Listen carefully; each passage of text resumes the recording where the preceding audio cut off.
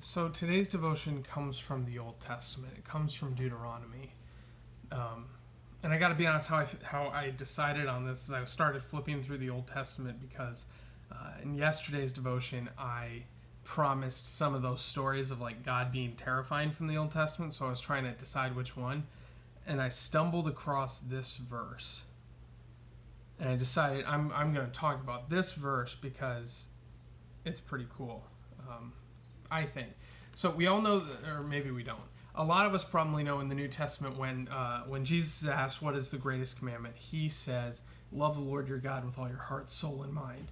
And I think for a lot of us, we think, oh, that's Jesus being exceedingly clever, and it's kind of a succinct summary of the law of the Old Testament is to love the Lord your God with all your heart, soul, and mind. But it's in there directly. So in Deuteronomy 6, it says, it leads in, and it's talking about how Israel is called to follow all the commands and statutes and rules that God has commanded Moses to teach the people of Israel. And then in verse 4 it says this, or we'll start in verse 3. "Hear therefore, O Israel, and be careful to do them, that it might go well with you, and that you may multiply greatly, as the Lord, the God of your fathers, has promised you, in a land flowing with milk and honey. Hear, O Israel." And this is a my Hebrew professor at the seminary made me memorize this in Hebrew. "Hear, O Israel, the Lord our God, the Lord is one.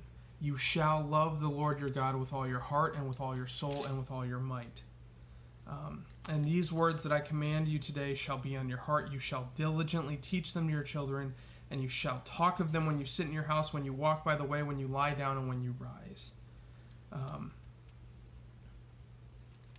So I highlight this for two reasons. One is obvious. It's you shall love the Lord your God with all your heart, soul, and all your might, because that's powerful, and that is what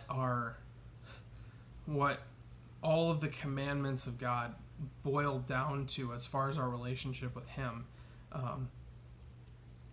But the first part of verse 4 I think is significant. It's called the Shema Israel, which literally means "Hear, O Israel." Like that, Shema Israel is Hebrew for "Hear, Israel." The Lord our God, the Lord is one. Now, this is an identification with God. This is defining Israel by the Lord is their God. And the Lord is one. They're not going to worship anyone else. They're not going to bow before anyone else. And this is weird for the time, okay? Because in the time of Deuteronomy, in ancient times when Israel was learning these commandments, was hearing these commandments, monotheism wasn't a thing. Okay, you worshipped all sorts of gods. You worshipped different gods for different reasons. You worshipped different gods in different places. And it was all, like, they were all cool with each other. Like, if you went to Egypt, they worshipped a pantheon of gods, which is interesting because that's a Greek term, but I'm using it anyway because I do what I want. They worshipped all of these different gods for different things. And to be honest, a lot of these gods, they didn't get quote-unquote jealous of one another. But God, the God of Israel, is different. He demands He is the only God to be worshipped.